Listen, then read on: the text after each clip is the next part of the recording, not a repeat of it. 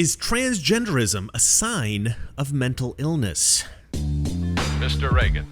So a few days ago, I posted this tweet. I wrote, "Answer honestly, who thinks transgenderism is a sign of mental illness?" And the response was insane. Now, to a Dan Bongino or a Charlie Kirk, 28,000 likes is kind of a joke. But to me, this is huge. I don't know why I've never really been able to gain traction on Twitter. I suspect I've been shadow banned forever.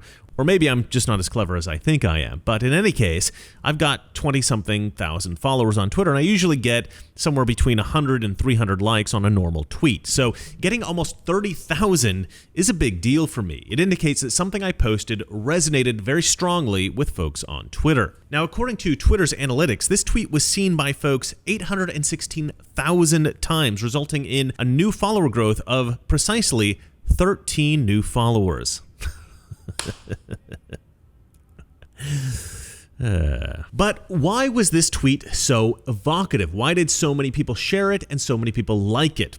Well, here's a secret. I kind of knew this tweet was going to blow up. I actually said this out loud to Valeria as I was typing it out. And that's not usual for me. I don't usually call out my wins. So why did this blow up and why did I expect it to blow up? I think there are a couple of things going on here. But you know what? Let's break it down in one moment. First, I have to sell you something.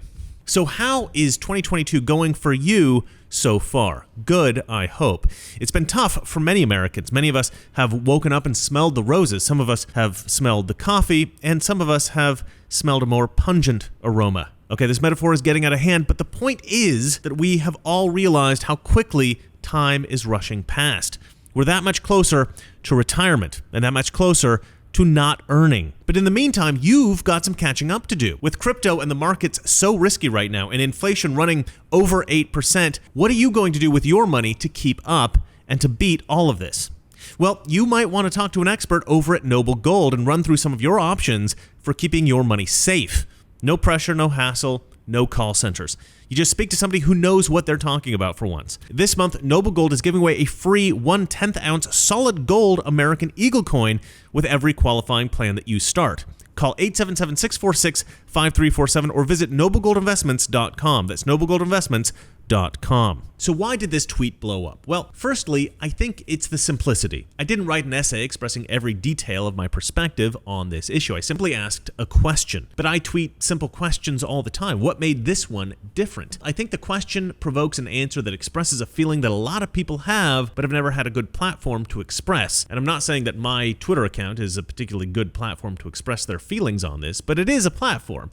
It's something. But I think people's enthusiasm in answering this question indicates something much larger. It indicates that we've not really been able to discuss this topic to a degree anywhere near where we need to as a society. Clearly, people want to discuss this. They want to complain about it. It affects people in an emotional way. It's something that we need to discuss. For many years, a debate has raged over whether or not particular sexual compulsions or behavior should be considered mental disorders. This debate has raged on very quietly, however. And the reason for these hushed tones is that those on the pro-sexual peculiarity side have found a strong weapon in the fight. They've convinced the public that any disgust of sexual depravity is actually some kind of bigotry. This is, of course, absurd. For decades and centuries, Western civilization has wrestled with the question of what constitutes depraved sexual behavior.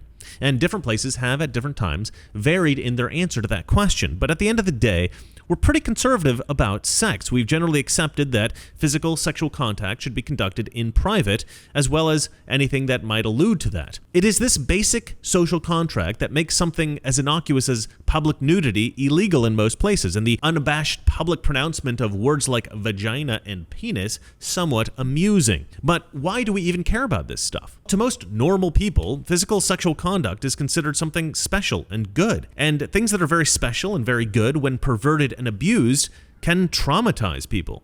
This trauma can take years to recover from. It can damage people psychologically and emotionally, sometimes forever, and it can even drive people to suicide. And so it's critical to have ethical standards with regard to sexuality. Today, there are some people who would do away with any kind of ethical standards around sexuality.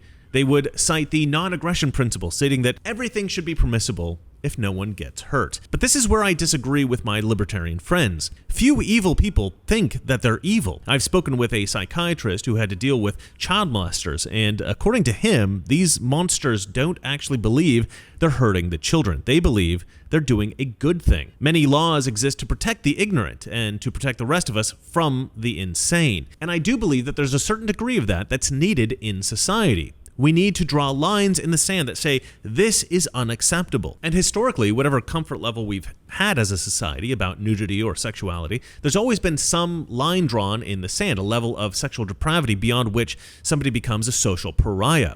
And this is a good thing. It is often argued that ancient Greece and Rome tolerated and even encouraged sexual behavior between adult men and boys. However, even at that time, these practices were debated, indicating some recognition that the behavior was depraved. But even in ancient Greece, there were clearly defined lines that should not be crossed. There's one story of a man by the name of Timarchus, I don't know how to pronounce it, but he was, for instance, banned from holding political office because it was determined that he had, as a teenager, prostituted himself. And there were laws against prostitutes holding public office because it was believed that one who prostitutes his own body would not hesitate to sell out his country. If only we had such standards today, then perhaps we would not have to suffer Kamala Harris as vice president.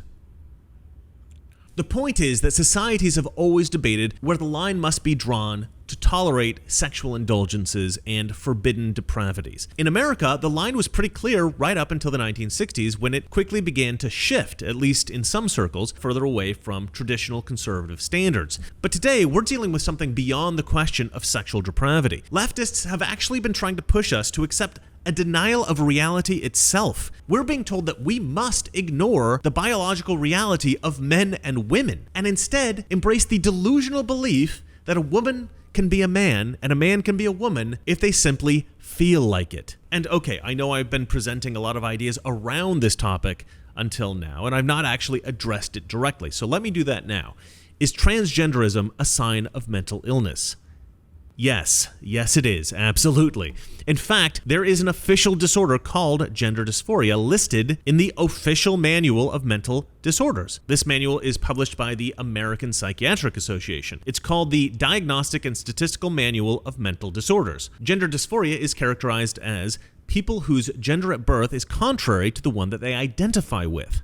I mean, that is transgenderism. So yeah, it's a mental illness, officially, and yet we never hear that. We don't hear about it from reporters, we don't hear about it from Hollywood, and we don't hear about it from politicians. And these are the three primary means by which our society tends to express their ideas, and we never hear that transgenderism is a mental illness. And look, I'm not a psychologist, but I did stay at a Holiday Inn last night. But I do believe that transgenderism may not actually just be a single psychological disorder. I actually think that it can be the expression of a variety of psychological conditions. But I'm actually going to take that a lot further than most people would, and I'm going to say that I think being gay can also be a manifestation of some psychological problem, and perhaps that's always the case. I don't know. I think that being trans or gay or bisexual or gender fluid or any of these things fulfills a variety of needs for people with certain psychological problems. For one thing, coming out in any of these ways always gets people's attention, and some people truly crave attention, sometimes to an insane degree. Just look at Bruce Jenner. He's the most famous guy in the world in the 1970s. Then he loses his fame entirely, but then regains it as the guy in the background of the Kardashian show. Well, he was clearly not happy being the guy in the background. So he has his transition, he comes out as a woman, and now he's more famous than Kim. And these things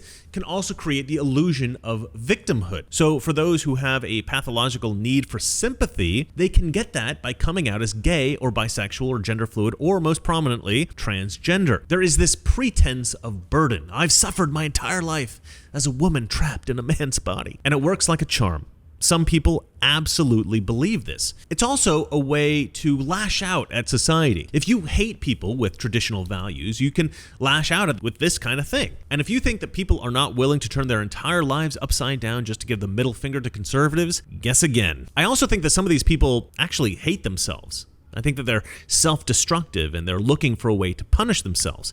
And finally, I think that many, in fact, most transgender Americans, especially the teenagers that you see on TikTok, I think most of these folks, they're just following a trend. And that is particularly frightening. Look, I know that every generation thinks that the trends of the younger generations are dangerous and that the kids always think the adults are lame. But the truth is, the older generation is usually right. Not everyone falls into the counterculture degeneracy that is trendy when they're young, but among those who do, there are always a lot of kids that are getting pretty messed up. Kids that become homeless or drug addicted or criminals, those who commit suicide, etc. And this is, for sure, bad. It's always been bad. But for most of the potheads or alcoholic partiers or those with bad taste in music, there's hope for redemption. Most will grow out of this without much long-term consequence. But there is a much more sinister trend, and we're talking about hormone injections and reconstructive surgery that can never really be undone. As far as I'm concerned, this is doctor-assisted self-mutilation. And what makes this all even more concerning, it's not being condemned by society as previous trends of, say, cocaine or meth or pharmaceutical abuse always were. Heck, even skateboarding got more pushback than transgenderism. These days, we're all about saying, it's cool, man, do what you want, kids. But we're encouraging insanity. In fact, if you don't indulge somebody's insane belief about this, you can get banned from Twitter. A couple weeks ago, the Babylon Bee was suspended off of Twitter for posting hateful conduct because they announced that Rachel Levine was their, quote, Man of the Year.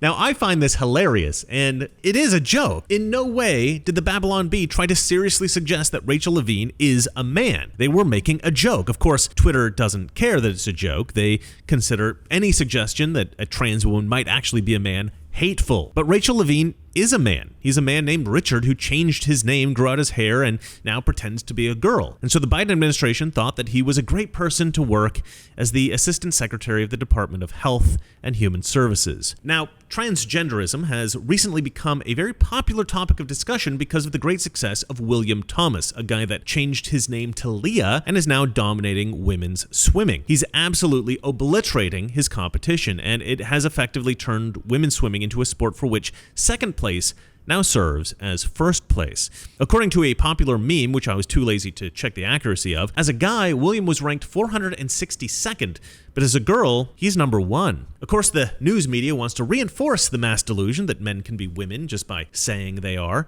Recently, NBC photoshopped a picture of William in order to make him look more like a chick. She's going to first hit the pool this morning at 10 o'clock. That's the 500-yard freestyle. The prelims finals are tonight. The journalist who took this photo was not very pleased either. Her name is Erica Denhoff, a photographer and University of Pennsylvania graduate. She told the Washington Examiner, quote, "When I first noticed the airbrushing on the segment referenced, I thought something was honestly wrong with the video. But then I watched it again and thought, wait a minute, this appears to be intentional.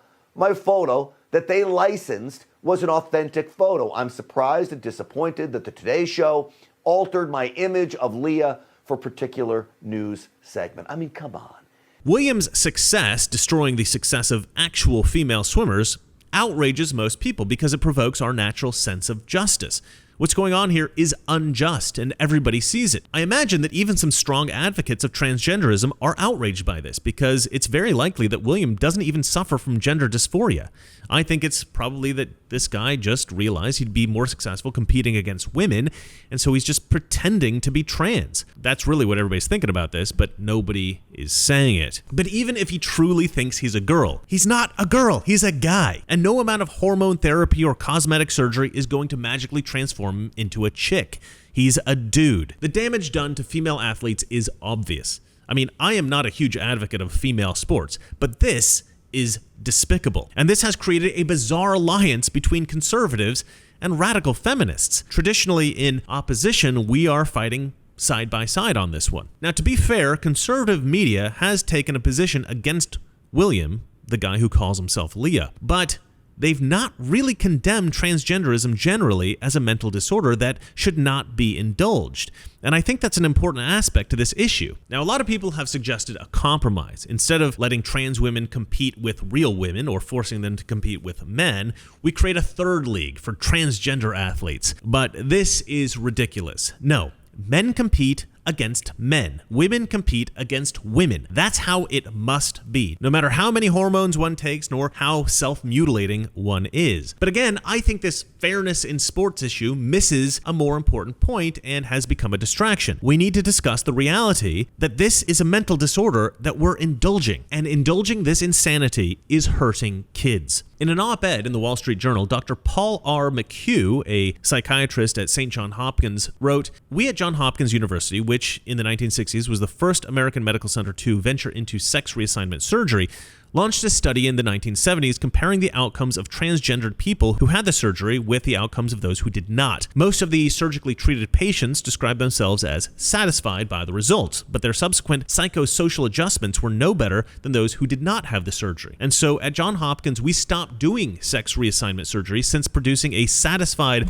but still troubled patient seemed an inadequate reason for surgically amputating normal organs." Wow, it's almost like he makes sense. And according to a study out of Sweden, transgender folks who have had surgery are 20 times more likely to commit suicide than regular folks. That does not sound like the surgery made their lives better. It sounds like it may have even exacerbated the problem. Obviously, we should be looking for alternative solutions, something other than genital mutilation. Recently, the Daily Mail in the UK reported the story of Yaeli Galdamez, a girl who changed her name to Andrew and transitioned to male. She jumped in front of a train in 2019, and her mother has now come out and stated that she believes that her daughter was persuaded to transition to male by both her fellow students and the staff of her high school, and she believes that this led to her daughter's suicide. This tragedy happened in Los Angeles, and I can tell you, I find this mother's claim highly credible. The biggest problem that we have right now is that psychiatrists and psychologists have essentially given in to this idea that anybody suffering from gender dysphoria needs to be indulged, that by prescribing them hormones and encouraging them to have cosmetic surgery,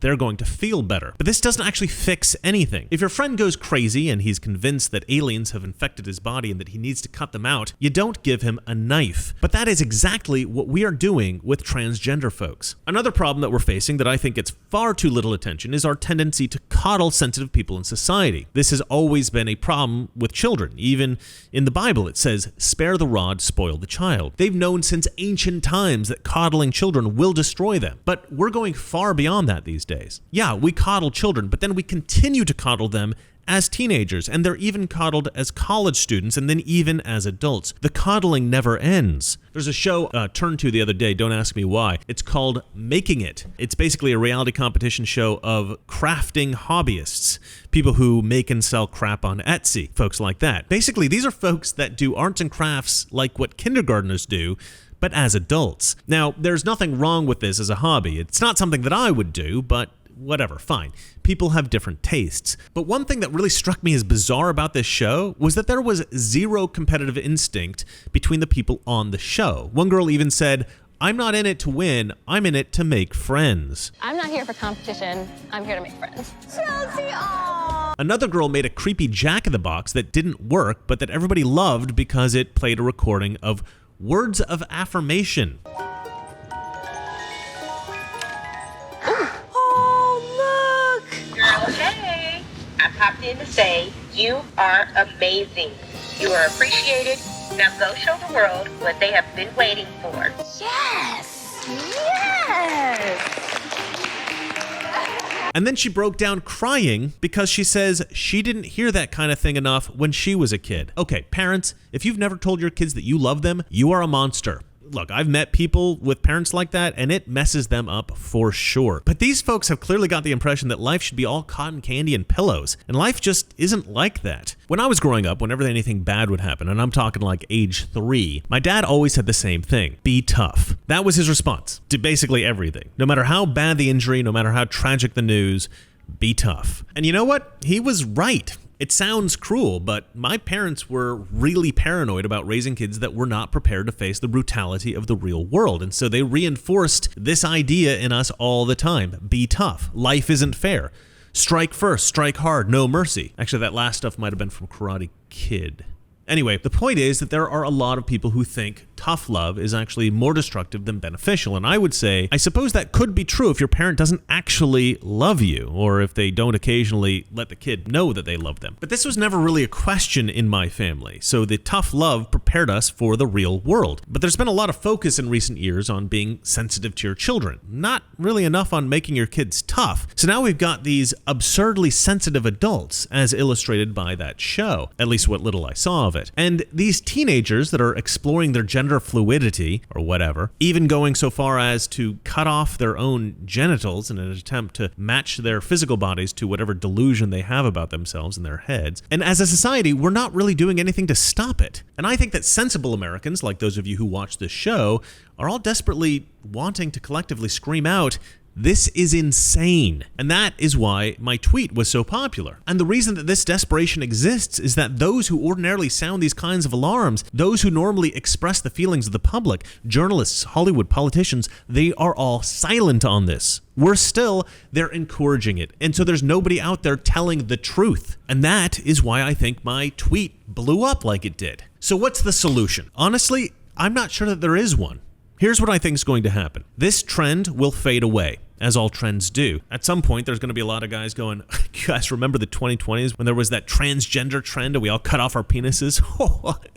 That was crazy. And then there's going to be a new trend of reconstructive surgery to fix all the mutilations. There's going to be probably a lot of suicides from the regret. There's just going to be a generation of messed up people, and that's just going to be what happens. But I think another segment of the population who is currently taking note of the pussification of America will raise their kids to be a lot tougher. And we're going to see some kids grow up to be really great people. And so although I do think that we need to speak out about this, and people like me need to make videos like this one, I actually think that it makes a lot of sense that we don't really need to talk about this all that much in our private lives. Because really, I don't think that there's anything we can do. We're never going to convince our radical left cousin that she needs to stop forcing her son to wear a dress. It's just going to be a trend until it finally dies out, and that's that. And you know what? Sadly, I think this might just be the human version of survival of the fittest.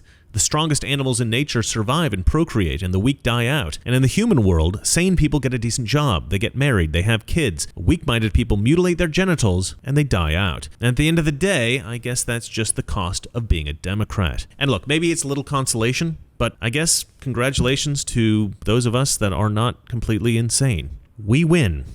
Well, that's it for me. Remember, it's not that our liberal friends are ignorant, it's just that they're crazy. Good night. You know, someone very profoundly once said that if fascism ever comes to America, it'll come in the name of liberalism. Fascism is private ownership, but total government control and regulation. Well, isn't this the liberal philosophy? The conservative, so-called, is the one that says, less government, get off my back, get out of my pocket, and let me have more control of my own destiny.